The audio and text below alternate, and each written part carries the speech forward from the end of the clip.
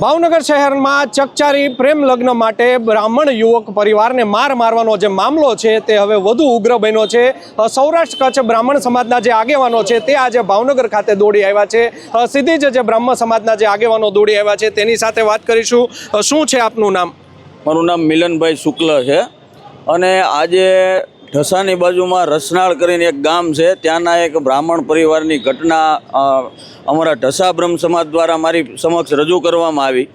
ત્યારે અમે લોકો અહીં વાસ્તવિક પરિસ્થિતિ જાણવા માટેથી આવ્યા ને અહીંયા આવ્યા પછી અમને ખ્યાલ આવ્યો કે ખરેખર આ લોકોએ 1 મહિના પહેલાં મેરેજ કરેલા છે, એમની સાથે સમાધાન થઈ ગયું છે। ત્યારે એમને ઘરે બોલાવી અને જે ઢોર મારવામાં આવ્યો અને દીકરીનું ત્યાંથી ઉપાડી જવામાં આવી, જેની ફરિયાદ પોલીસે 15-17 કલાક ફરિયાદ ન લીધી અને જ્યારે ફરિયાદ લીધી ત્યારે આજે સવારમાં સર્ચ વોરંટની જે નોટિસ હતી એની બજવણી કરવા માટેથી પોલીસ અત્યારે એવું કહે છે કે ભાઈ આ અમને મળતા નથી, તો રાત્રે નિવેદન લેવા માટેથી તાત્કાલિક એમને મળી જાય છે અને અત્યારે એમને મળતા નથી। આ વાત કોઈને ગળે ઉતરે એવી નથી।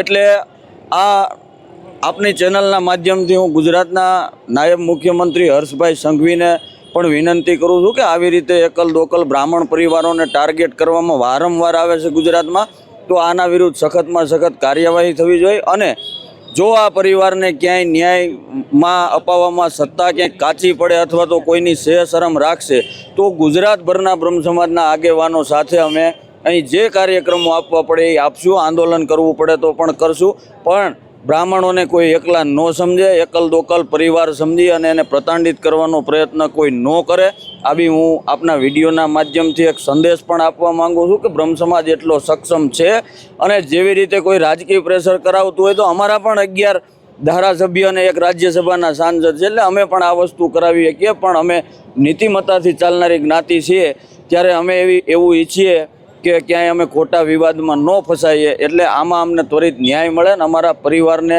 ન્યાય નહીં મળે તો એના માટેથી જે કરવું પડે એ અમે કરશું। બ્રહ્મ સમાજના રાજકીય લોકો પણ ઘણા છે, ધારાસભ્ય છે, તેઓ પણ હજી કેમ આગળ નથી આવતા જો બ્રહ્મ સમાજના પરિવારને મારવામાં આવ્યો હોય આટલી હદે? તો નહીં, આવી વાતમાં ચોક્કસથી બધા સાથે જ હોય, એમાં કંઈ કહેવાની કે પ્રેસ મીડિયા સમક્ષ આવવાની જરૂરિયાત નથી, પણ અત્યારે બધા બ્રહ્મ સમાજ આખો બધું જોતો જ હોય છે, એટલે બ્રાહ્મણો હવે બધા જાગી ચૂક્યા છે। હમણાં જ અમે જે એક સંમેલન કર્યું હતું રાજકોટ, એ આ જ મુદ્દા ઉપર હતું કે રાજકીય અને સામાજિક અવગણના, એમાં મારો બીજો મુદ્દો હતો સામાજિક અવગણના, તો એ મુદ્દો આજે સાર્થક થતો દેખાય છે કે બ્રાહ્મણોને કોઈ ગણતું નથી, સોફ્ટ ટાર્ગેટ ગણી અને ગમે તે લોકો બ્રાહ્મણો વિરુદ્ધ ગમે તે કરી શકે છે। આના માટેથી હવે આવું બિલકુલ નહીં ચાલે, અમે મેદાનમાં છીએ અને જે કરવું પડે એ કરશું। બ્રહ્મ સમાજના અન્ય પણ એક આગેવાન છે, તેઓ સિહોરથી આવ્યા છે, તેમને પણ પૂછશું શું કહેશો ઘટનાને લઈને? આ ઘટનાને અમે ખૂબ સખત ભાષામાં વખોડીએ છીએ કે અમારા પરિવાર સાથે આવું અન્યાય કર્યો છે।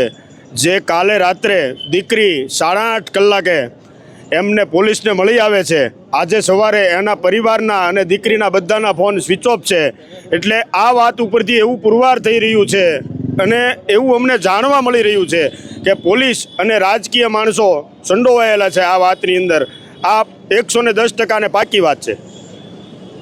અન્ય પણ એક આગેવાન છે, તેમને પણ પૂછીશું શું કહેશો, બ્રહ્મ સમાજનો હવે શું સ્ટેન્ડ રહેશે મારવા મામલે? આ એક બહુ ખૂબ જ દુઃખદ ઘટના છે। અમે બ્રહ્મ સમાજ આને વખોડીએ છીએ। હું જિલ્લાનો પૂર્વ મંત્રી છું અને બ્રહ્મ સમાજનો કાર્યકર છું, પરશુરામ યાવ ગ્રુપનો હું હોદ્દેદાર હતો, એટલે આ એક બહુ દુઃખદ ઘટના છે। આ આવું થવું જ ન જોવે અને એને આપણા યશે જે કાંઈ કર્યું છે એ કાયદાની રૂહમાં લવ મેરેજ કર્યા છે અને એને આવી રીતે લોકોને બોલાવીને જો ઢોરમાર મારવામાં આવે તો બહુ ખરાબ વસ્તુ કહેવાય અને કોઈ પણ સમાજના હોય એ બ્રાહ્મણોને એવા નબળાઈ ન સમજે અને એનો તો કોઈ વાંક જ નથી। એટલે બ્રહ્મ સમાજ આના માટે જે કાંઈ ઘટતું હશે એ તમામ વસ્તુ કરવા તૈયાર છે બ્રહ્મ સમાજ। ખાસ કરીને આ જે લવ મેરેજની હમણાં જે ગુજરાતભરમાં ચર્ચાઓ થઈ રહી છે, સાથે સોશિયલ મીડિયામાં જ્યારે આવા સમાચાર મુકાતા હોય છે ત્યારે એવી પણ એક ચર્ચા થતી હોય છે। તાજેતરમાં જ બ્રહ્મ સમાજની દીકરી છે કિંજલ દવે, તેણે લવ મેરેજ કર્યા છે, તો બ્રહ્મ સમાજે તેને ટેકો ન કર્યો અને તેને નાદબાર મૂકવામાં આવ્યા, તે બાબતે શું કહેશો? પણ કિંજલ દવેને ટેકો ન કર્યો, પિંજલ દવેને પછી મોટા માણસોએ ટેકો કર્યો, ટીવીમાં આવ્યા બધાએ કર્યું, તો એમ યશને પણ ટેકો કરવો જોઈએ ને। આજે પરિસ્થિતિ એ છે કે કિંજલને તો પછી ટેકો મળ્યો, એવી રીતે યશને ટેકો મળવો જોઈએ। સમસ્ત બ્રહ્મ સમાજના દરેક આગેવાનોનો, રાજકીય આગેવાનોનો, જે અમારા બ્રહ્મ સમાજના છે એ દરેક લોકોનો ટેકો મળવો જોઈએ। એ સિવાય ઇતર સમાજના જે લોકો છે એ પણ જે કિંજલ દવેના સપોર્ટમાં આવ્યા એણે યશને સપોર્ટ કરવો જોઈએ. યશ એવું કોઈ ખોટું કામ તો કર્યું નથી, છોકરીને નથી ભગાડીને લઈ ગયો એવી રીતે. એણે મંદિરમાં લગ્ન કર્યા, પછી કોર્ટ મેરેજ કર્યા, જે કાયદેસર કાર્યવાહી હતી, પછી તો સમાધાન પણ થયું હતું. અને એ પછી જે આ બનાવ બન્યો છે એ બહુ દુઃખદ બનાવ કહેવાય. એટલે અમે આ બનાવને સખત શબ્દોમાં વખોડી કાઢીએ છીએ. આ ખૂબ દજન્ય કૃત્ય કહેવાય. કિંજલના મમ્મીને પણ એક લેડીઝ હોવા છતાં માર્યા છે. આ વસ્તુ ખરાબ કહેવાય, આ ન થવું જોઈએ. આપણી સાથે અન્ય પણ બ્રહ્મ સમાજના એક પીઢ નેતા છે ભાવનગરના, તે જોડાયા છે. તેમને પણ પૂછીશું શું કહેશો ભાવનગરમાં આજે ઘટના બની છે. ગઢડાનો રસનાળ ગામનો જે પરિવાર છે તેને મારવામાં આવ્યો છે. અતુલ પંડ્યા, વાત ઘણી બધી થઈ ગઈ છે, એને દોહરાવવાની મને એવું લાગે છે જરૂરિયાત નથી. પણ આપના માધ્યમથી હું ગૃહ ડિપાર્ટમેન્ટને અને એમના સ્થાનિક ભાવનગરના કર્મચારીઓને જેમણે બેલ્ટ અને બક્કલ પહેર્યા છે એને સંદેશો આપવા માગું છું કે કાયદો છે એ એક દરેક જ્ઞાતિ માટે જ અલગ અલગ નથી હોતો. બ્રાહ્મણો માટે એક કાયદો હોય, પટેલ માટે બીજો કાયદો હોય, જૈન માટે ત્રીજો કાયદો હોય. એવું ગૃહ ડિપાર્ટમેન્ટમાં ક્યાંય પણ લખેલું નથી. એ નિયમને અનુસરી અને ગૃહ ખાતું અને અહીંયા જે પોલીસ કર્મચારીઓ છે એ કાયદાનું પાલન કરે. જ્ઞાતિવાર છે એ કાયદાનું અમલ કરાવવાનું બંધ કરે, એટલી જ વાત છે મારી. તો આપે સાંભળ્યા જે સમગ્ર પ્રકરણ હતું તેમાં બ્રાહ્મણ સમાજ, બ્રહ્મ સમાજ છે તે પણ મોટી સંખ્યામાં મેદાને આવ્યો છે. અને ભાવનગર કોર્ટ ખાતે આજે તેઓ લોકો આવી પહોંચ્યા છે. અને રાજકોટથી સહિત ગુજરાતભરમાંથી જે બ્રહ્મ સમાજના લોકો છે આવ્યા છે. સાથે જ તેમને ગૃહ વિભાગ હોય તેમને પણ ચીમકી આપી છે કે બ્રાહ્મણો એટલા પણ નબળા નથી કે અમારા પરિવારને કોઈ મારી જાય અને બ્રાહ્મણો સહન કરી લે. આ સમગ્ર જે મામલો છે હવે તો વધુ ઉગ્ર બનતો જઈ રહ્યો છે. પરંતુ ભાવનગર પોલીસે આમાં યોગ્ય તપાસ કરવાની જરૂર છે. બે જ્ઞાતિ વચ્ચે વૈમનસ્ય ન ઊભું થાય જેને લઈને પણ પોલીસે યોગ્ય તપાસ કરવી જોઈએ તેવી પણ લોકોએ જે છે તે માંગ કરી છે. જોવું રહ્યું આગામી સમયમાં આ જે સમગ્ર મામલો છે તે કેટલો હવે ઉગ્ર બનતો જઈ રહ્યો છે. અન્ય પણ એક વકીલ છે, ભાવનગરના નામાંકિત વકીલ છે હિરેન બધેકા, તેમની સાથે પણ વાત કરીશું. શું કહેશો કાયદાકીય રીતે, હવે શું કહેશો? પોલીસ એવું કહે છે કે છોકરી પોતાની સ્વેચ્છાએ આવીને હાજર થઈ અને લીલમબાગ પોલીસ સ્ટેશનમાં નિવેદન લખાવી ગયા. તો નીલમબાગ પોલીસ સ્ટેશનના સીસીટીવી ફૂટેજ પણ હાજર કરવા જોઈએ. અને જ્યારે અપહરણ થવાની આક્ષેપ નાખવામાં આવ્યો છે તો ઇસ્કોન મેગા સિટીના કેમેરા છે, આજુબાજુના સર્કલોના કેમેરા છે, સ્ટાર્ટિંગ પોઈન્ટ ને એન્ડિંગ પોઈન્ટ પણ હોઈ શકે.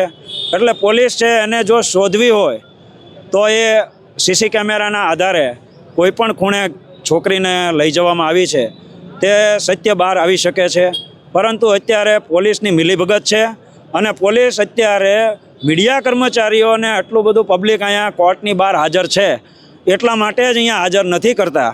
અને હું એવું માનું છું કે જો એવો સમય આવશે તો પોલીસ નાટકીય રીતે અત્યારે હાજર કરશે. એટલે પોલીસ અને સમાજના માણસોની મિલીભગત છે છોકરીને નહીં હાજર કરવાની. કારણ કે છોકરી જો હાજર થાય, નિવેદન માટે હાજર થાય છે, કોર્ટ સમક્ષ હાજર નથી થતી. એટલા માટે અત્યારે વેઇટ એન્ડ વોચ કરવી પડે એમ છે. બાકી સીસીટીવી ફૂટેજ ડિલીટ થાય એ પહેલાં અત્યારે પોલીસે ઇન્વેસ્ટિગેશનના કામે અપહરણ થયું છે કે કેમ, જો સિંઘાલ સાહેબ એમ કહે છે કે અપહરણની કલમમાં દીકરીએ એવું નિવેદન આપ્યું છે કે હું મારી સ્વેચ્છાએ જાઉં છું, તો અપહરણ થયું છે કે કેમ તે સીસીટીવી ફૂટેજ જોવામાં આવશે તો એમાં ખ્યાલ પડશે કે છોકરી સ્વેચ્છાએ જાય છે કે એનું અપહરણ કરવામાં આવ્યું છે. અને કયા કાચની કઈ ગાડી છે તો બ્લેક કલરના કાચ પ્રતિબંધિત છે, નંબર પ્લેટ હોવી જોઈએ, તો એવા પણ ગુનાઓ દાખલ કરી શકે છે. અને જ્યારે આટલી ગંભીર ફરિયાદ દાખલ થઈ ચૂકી છે છતાં પોલીસ છે એ એને છાવરે છે અને એને અત્યારે ધરપકડ પણ નથી કરતી અને અત્યારે વેઇટ એન્ડ વોચ કરી અને અપહરણની કલમ દૂર કરવા માટેના પ્રયત્નો કરે છે. તો આપે સાંભળ્યા હતા બ્રહ્મ સમાજના જે વિવિધ આગેવાનો છે, વકીલો હોય, રાજકોટથી આવેલા સામાજિક આગેવાનો હોય, તેમણે પોતાનો રોષ છે તે પ્રગટ કર્યો છે. જોવું રહ્યું આગામી સમયમાં ભાવનગર પોલીસ છે તે હવે ક્યારે આ યુવતી છે તેના પરિવારજનો ઉપર જે ફરિયાદ દાખલ થઈ છે.